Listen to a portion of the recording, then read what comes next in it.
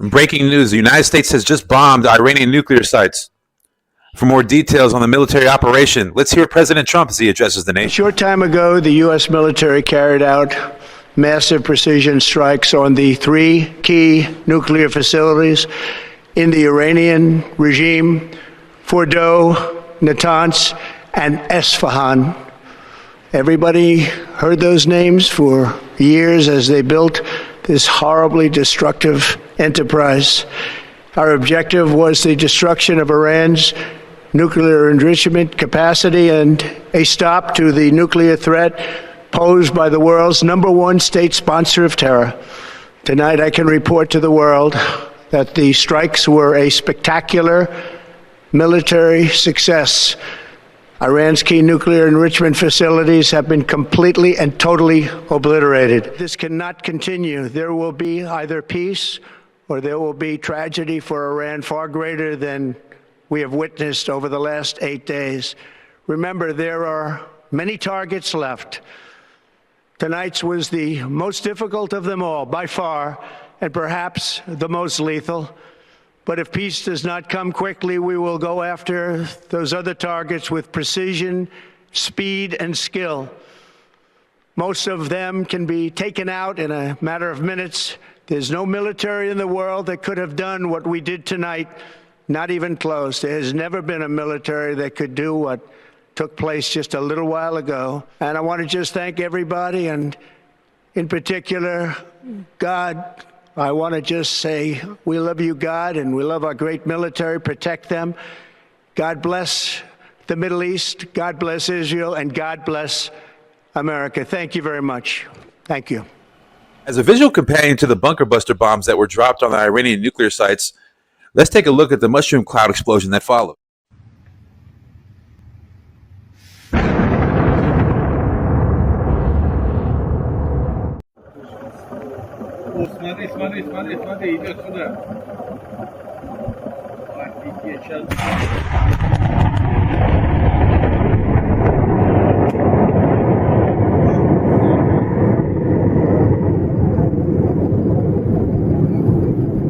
Naturally, we have the fallout when it comes to these type operations. Let's see what CNN had to say on the subject, and then we'll go to the right and see what they had to say. And so this is kind of Pandora's box. This is the whole reason that the Europeans had tried to gather everyone together to sit down in Geneva with some kind of a rough framework, at least for a path forward, and with the hope that this 2-week timeline meant that there was 2 weeks to try to coalesce some kind of consensus around some sort of framework. It's clear now that the 2 weeks was a ruse. This was smoke and mirrors to throw people off the scent and then go ahead and act militarily. But it definitely throws a real curveball to anybody who is involved in trying to work on the diplomatic component. And here is Fox News with more details on just how the operation was carried. I want to go live on the ground to Trey Yingst, chief foreign correspondent, about reaction there on the ground, what the Israelis are saying, plus what you think this fallout may be. I understand that this decision was made because the Iranians were increasing their uranium enrichment capabilities and increasing the purity closer and closer to weapons-grade material. And the concern was that the Iranian regime was just weeks away from being able to build a nuclear bomb. We've seen over the past 9 days, the country has the ability to strike major population centers here in Israel with ballistic missiles. So you can imagine that having a nuclear warhead that could ultimately be attached to a ballistic missile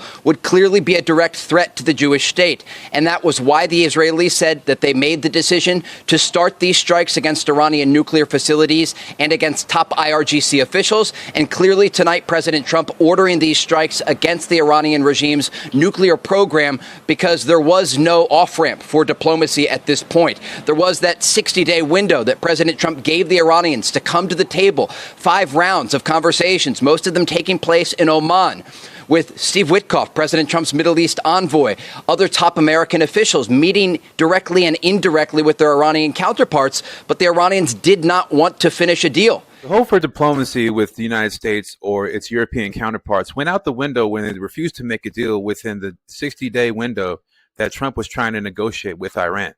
CNN tries to point out the failures when it comes to diplomacy. Trump tried as much as he could before he had to act.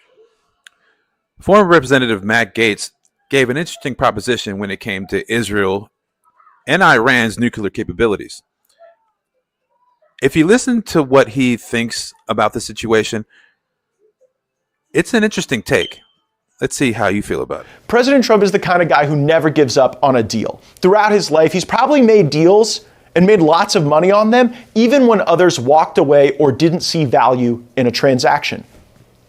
So here's a deal. How about Iran and Israel both give up their secret nuclear weapon programs? If Trump got that deal, he wouldn't only get the Nobel Peace Prize, they'd probably name it the Trump Peace Prize forevermore. Do you think that Trump could pull that off? It's an interesting proposition. I wonder if Trump could. I mean, he's the deal maker in chief. He's made deals that have made him billions of dollars in revenue. So it wouldn't be out of the ballpark for him to pull this one off. Let me know how you feel about it in the comment section below. Trump announces on his Truth Social that he's reached a ceasefire agreement between Israel and Iran. For more on the story, let's listen to Brett Baer interview Vice President J.D. Vance. The president went to Truth Social and typed this. It has been fully agreed by and between Israel and Iran that there will be a complete and total ceasefire. What does that mean? How did it come about? What's the development here? Well, we were actually working on that just as I left the White House to come over here. So that's good news that the president was able to get that across the finish line. I think what it means, Brett, is quite simple. First of all, the president, without, knock on wood, having a single American casualty, obliterated the Iranian nuclear program. We are now in a place where we weren't a week ago. A week ago, Iran was very close to having a nuclear weapon. Now, Iran is incapable of building a nuclear weapon with the equipment they have because we destroyed it. So that's a very, very big thing. Now, what that means, I think, is we have to talk to Iran and, of course, to Israel about what the future holds. Because while we have obliterated the Iranian nuclear program, our hope and our expectation is that they're not going to try to rebuild that program. And I think that's what the president is really trying to figure out here, is to build a long-term settlement here to where we can have peace in the region. Breaking news, President Trump gets pissed off and cusses at reporters when he's asked about the Israel-Iran ceasefire agreement. It's on shaky ground right now. Let's hear from him directly. We basically have two countries that have been fighting so long and so hard that they don't know what the they're doing. Do you understand that? The president clearly fired up and frustrated after both Israel and Iran launched missiles at each other despite a ceasefire.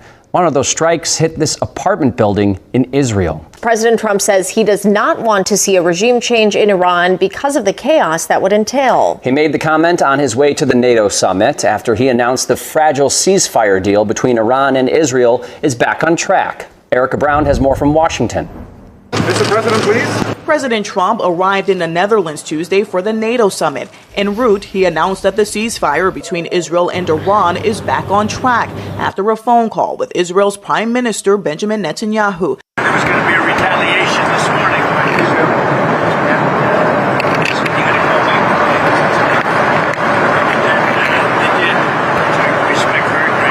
The turnaround comes hours after the president, visibly frustrated, used profanity as he lashed out at both sides, claiming they violated the ceasefire he announced just the night before. We basically have two countries that have been fighting so long and so hard that they don't know what the they're doing. Do you understand that? Ahead of his arrival in Europe for the NATO summit, the president posted a screenshot of a message from NATO's Secretary General congratulating him for decisive action in Iran, saying it was something no one else dared to do. And some good news out of all of this. Israeli-American hostage Idan Alexander returns back to America after being held hostage by Hamas. For more on the announcement, let's hear Fox News correspondents on the subject. Listening live as Tenafly welcomes home 21-year-old American-Israeli Idan Alexander. Nice to see you. Idan. Oh, man. There he goes, Martha. He is back in his hometown of Tenafly, New Jersey. Right in that car, driving by. As you see, the streets are lined with his friends and family. Just a celebration of love. Families have come out here together. There are so many signs saying, "Welcome home, Idan." Israeli flags, American flags. The alliance not only playing out in the Middle East, but obviously you see here just a really special moment for everybody here in Tanafly, a small town, 15,000 people. If ever you were looking for pandering when it comes to the Democratic side of thinking, look no further than The View, where Whoopi Goldberg states that being black in 2025 in America is like being in Iran. What?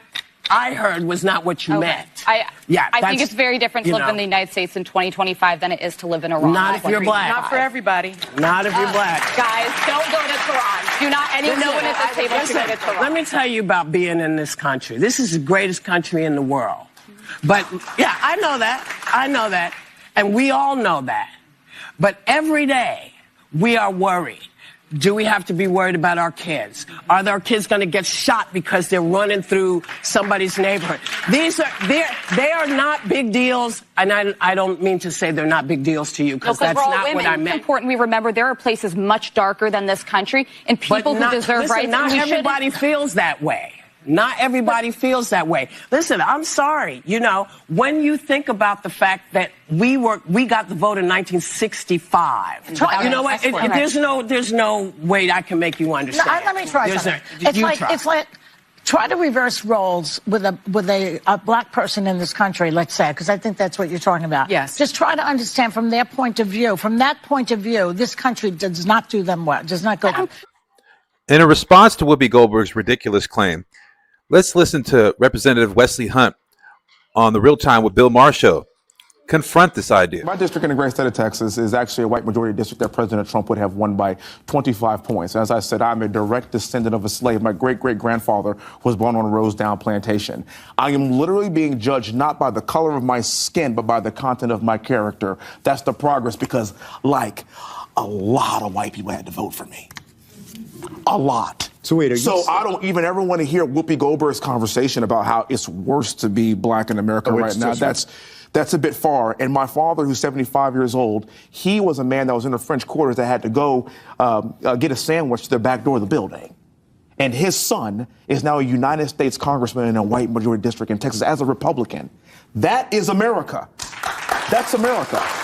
So let's celebrate that. In the hilarious battle of wits when it comes to talking about Israel and Iran, let's hear Senator Ted Cruz and Tucker Carlson duke it out when it comes to Israel and Iran.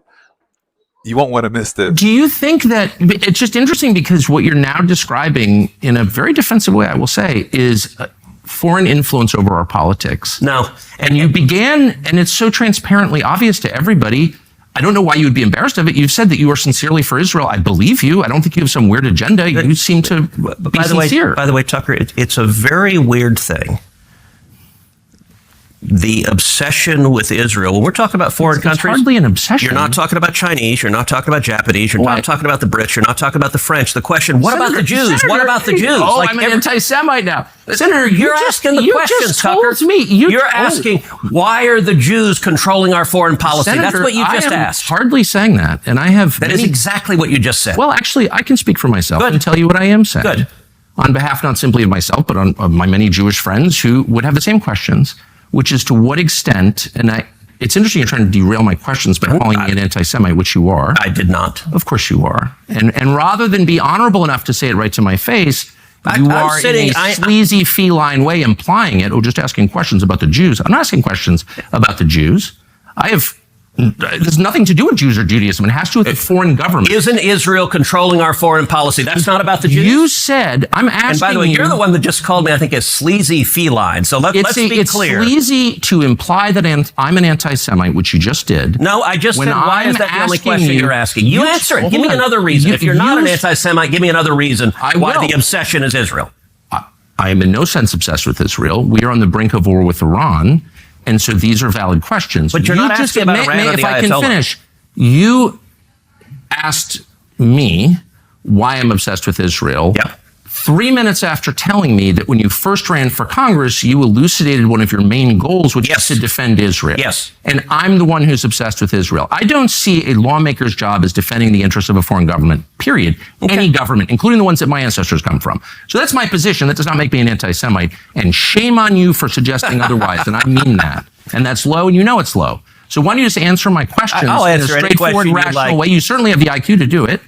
So, shame on you is cute, by the way, Tucker. It is. It's not cute. I'm offended. I'm obsessed with the Jews. You just told me You that just called me a ran- sleazy feline. It is sleazy to imply that I'm an anti-Semite for asking questions about how my government You is want to run. count how many questions you asked about? What about the Jews? What about Israel? What about I AIPAC? never asked about the Jews. I have. This has nothing to do with the Jews, whatever that means. This has to do with a foreign government. And once again, shame on you for conflating the two. Anti-Semite, sleazy feline. Them is fighting words. For a take on illegal immigration you didn't know you needed, watch Arnold Schwarzenegger, an action movie star, put View in their place. You won't want to miss this one either. But the key thing also is at the same time that we got to do things legal. That is the important thing, you know. So you got to do things legal, and those people that are doing illegal things in America and that are foreigners, they are not smart. Because when you come to America, you're a guest, and you have to behave like a guest. Like when I go to someone's house and I'm a guest, then I will do everything I can, keep things clean, and to make my bed and to do everything that is the right thing to do rather than committing a crime or being abusive or something like that. So that doesn't really work in this country. So I think the important thing is when you become an immigrant to think about, okay, I go to America because I want to use America for the great opportunities that America has in education, in jobs, creating a family, all of those kind of things. Then you have to think about, okay, if I get all of those things from America, then I have to give something back.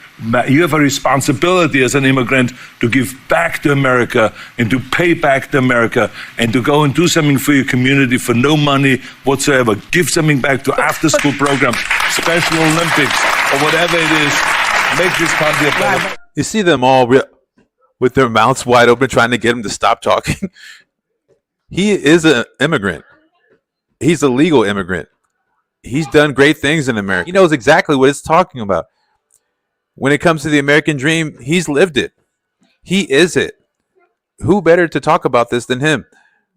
The View needs to stop with all the pandering and listen to somebody who knows what he's talking about. If you get value from this video, don't forget to like this video, share it with a friend, and subscribe for more content. If you look to support the channel further, go ahead and buy us a cup of coffee.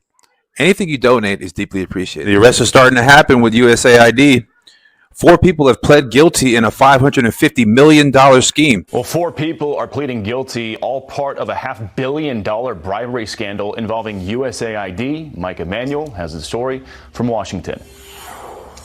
Bill, good morning. The scheme involving cash, NBA tickets, and a country club wedding. According to the Justice Department, USAID official Roderick Watson sold his influence starting back in 2013.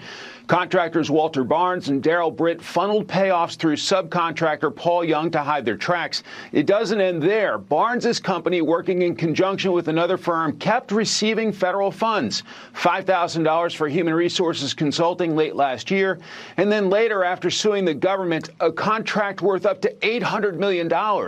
Matthew R. Galliotti, head of the Justice Department's criminal division, saying, quote, their scheme violated the public trust by corrupting the federal government's procurement process. Anybody who cares about good and effective government should be concerned about the waste, fraud, and abuse in government agencies, including USAID. To the scheme, the Justice Department says this kind of fraud erodes public trust. Which brings me to the questions of this video. Do you feel that Trump was right in his execution of military strikes on Iran? I feel like he was justified when diplomacy ultimately did not work when it comes to Iran denuclearizing? Let me know how you feel about these questions in the comment section below. You won't want to miss my video when it comes to LA riots and No Kings protests nationwide. The anti-ICE riots happened in LA, but the No Kings protests were everywhere. If you missed all of that, don't worry about it, because the video's coming up right here.